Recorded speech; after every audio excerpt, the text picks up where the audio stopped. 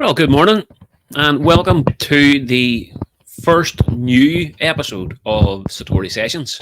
And this is something I used to do quite a while ago when we were actually Cloud 360 accounting a number of years ago. And I used to do a coffee with Cloud 360 every kind of Wednesday morning live on Facebook. So I've decided to kind of bring that back now and do a bit of content on a weekly basis.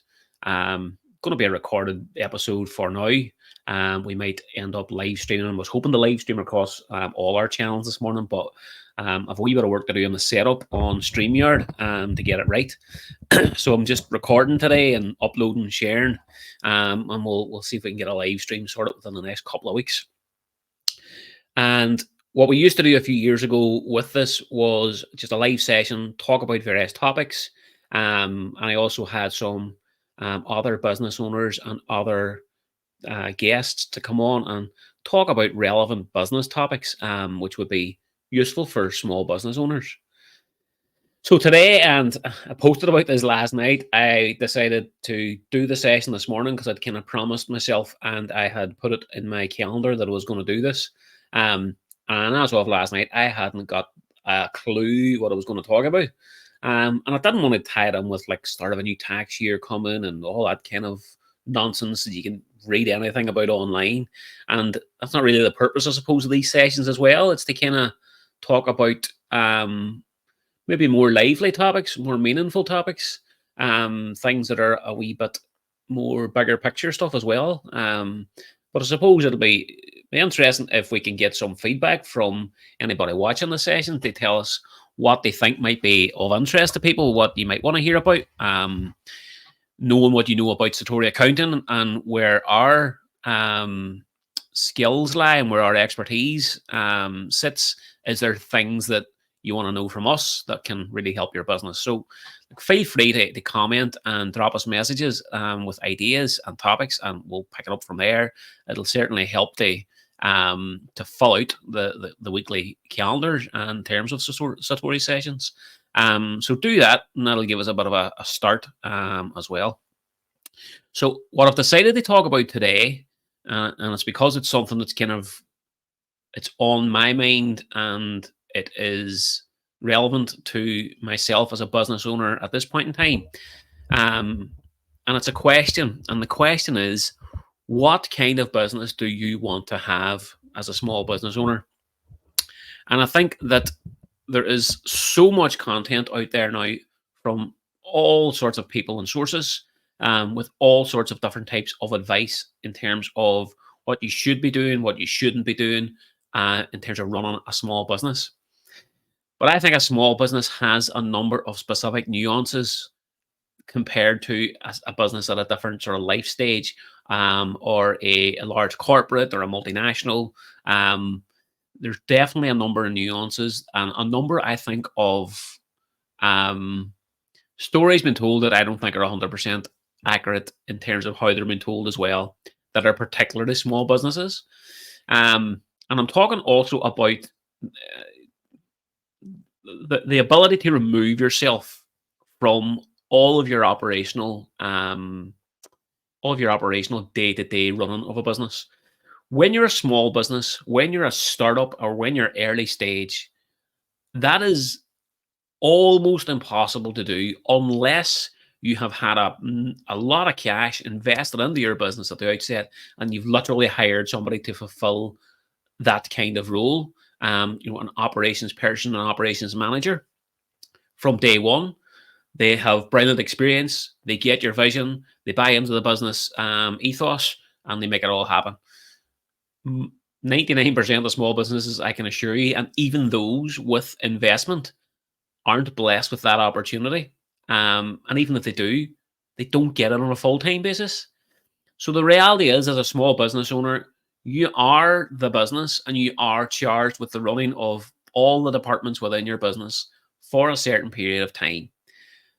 But the reason I'm asking the question today, what kind of business do you want, is to actually get you to focus on what you want your next phase or phases of your business life cycle to be. And there's no right or wrong answer, in my opinion, on that. It just comes down to your own personal choice.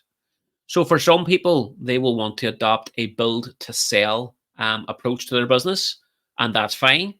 And some other people won't want to actually adopt that. Now, from a from the perspective of an accountant and numbers and money, the question might be, why would you not want to do that? Why would you not want to build a sale if that's going to give you a certain amount of money as exit value at a certain point in time? And I totally agree with that. You know, you're building a business with a certain level of revenue, a certain number of customers, hopefully on a repeating basis. You're achieving hopefully a certain level of profitability. Why wouldn't you want to put that onto the market and say, look, if that's got a higher value for you at some point in time, that might be 5, 10, 15, 20 years ahead, then why not aim for that and get to that and do that? Well, for some people, they don't want that because that comes with a cost. And I don't think this, I think this is the thing that isn't spoken about enough. Um, I started my business in 2010 and we're 14 years in. We've achieved a certain level of revenue. We've achieved a certain level of profitability. Could it have been more? Absolutely. But I don't believe that sometimes your life circumstances and your choices and decisions um, will affect the ability of the business to grow at scale. And I think you need to be prepared for hard decisions, hard choices, and realizing that the balance you're going to have in relation to your call it your work life or your life work balance, or just the amount of time and energy that you're going to have to dedicate to your business to get it to go from here to here. There's a reality check needed. You're going to have to dedicate a huge amount of time in order to do that. And maybe you do that, you sacrifice time with your family, you sacrifice holidays, you sacrifice maybe a certain amount of money in the meantime until you can build the business to a certain level, and then you reap the rewards. Um, if you're up for that and you understand the challenges that it's going to bring to you, and if you're wired enough or can be trained and mentored enough to kind of go through that, go for it. But also don't feel guilty if you don't want to do that. And for most small businesses, it's about creating a lifestyle and a family income source as a business owner. You're looking to ensure that a certain amount of money is coming through the door to be able to pay your bills, to pay your staff, to reward your staff, to market your business, but also have money left at the end to pay your own taxes, pay the business taxes, excuse me, and pay yourself a reasonable amount of money for the amount of time you're putting into that business. And the numbers that you'll get from your accountant, you should be hearing a story behind those numbers. Is the business generating enough money for the amount of time and effort you're putting into it? If it's not, maybe you just love doing it, and maybe it's not about that. Maybe the household income relies on your spouse, or you're doing it as a part-time thing. All these things are fine. I suppose that's the main message I'm trying to get across. First of all, is what kind of business do you want just depends on you. Think about it for myself personally. We've recently had our team size reduce, and in the meantime, I am happy with the business at the size that it's at. We're still aiming to bring in some new customers and service them in a more efficient way. So we're making some process changes.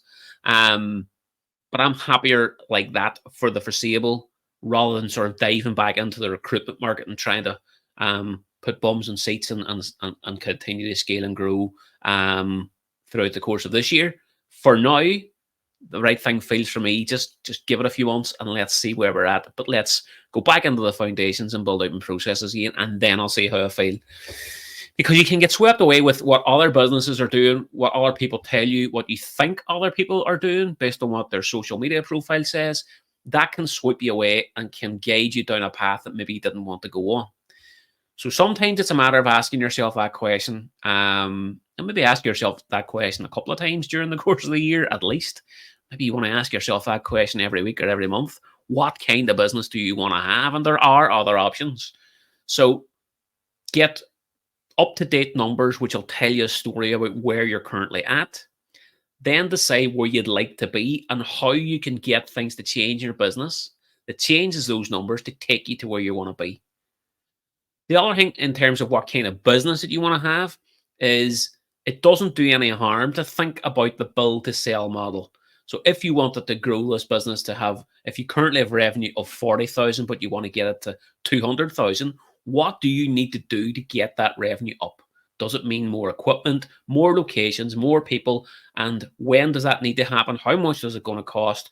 See the picture going forward so that you get a real understanding of what's going to be involved. And that'll also help you determine if that's the path you actually want to go down, rather than kind of venturing or being pulled down a path and then feeling a wee bit resentful about all of the stuff that comes along with that, and putting pressure on yourself. What kind of business do you want to have? Is it the build and you're going to sell? In which case, get it down on paper, get a good vision, get a sort of roadmap drawn out for what you need to do, and start the process. And get somebody to make you accountable and mentor you throughout that process who has done that before as well. Or do you want to have a small business that's going to sustain your lifestyle? What level of money do you need to maintain that at? And how do you maintain it without growing it? How do you keep improving it without growing it? And if you want to keep your business at that level to give you a certain amount of money that you're going to take out of the business and provide for your retirement and provide for something for your kids, then maybe that's doable. But again, get real-time numbers and get the numbers to tell you the story, and to future predict what way the numbers need to look to make your business happen like that as well. In doing that second model, though, if you're not planning to sort of build and then sell in 5 or 10 years, if you're going, I'm going to continually grow the processes within the business to maybe save me some time and save me team some time. That's still a build to sell type of model. And you never know what will happen in the future. Maybe you actually grow it, and be more efficient, and then it perks interest from somebody else in the marketplace. You just never know. So in terms of thinking about what kind of business you want to have, do decide what the bigger picture needs to look like. Tie it in with what way the money in the business needs to look like, whichever path you're going to go down. Also tie it in with what your retirement's going to look like and when that's going to happen. So if you haven't been providing for a pension, for example, but you know you need to do something, sit down with a financial planner, look at what the business can currently do, work with your accountant and get ideas as to how to change those numbers to help you afford to put money aside for your retirement, and then take advice on how that money should be invested for your future. Because all of these things, whether it's build to sell or build to retire, both of those options are viable, but you just need a clear roadmap ahead of you. And that roadmap's going to change, by the way, every year that goes past. And sometimes it'll change on a monthly basis for a while. But just get a bit of a vision, folks, in relation to what kind of business you want to have. No matter how big a big picture that may seem, it does good for your mind to start thinking about that, because when your mind starts thinking about these things, you'll start putting certain things into action, even if it's just small parts at a time. So what kind of business do you want to have? Feel free to drop us a message, comment, contact us if you'd like some help with getting bit of mentorship, accountability on that. We're keen to help. We'll get the processes and tech in place for your business. Let's start thinking about what kind of business you want to have. That's it for this week's session. Let's see what next week brings. Join us again for Satori Sessions next Wednesday morning.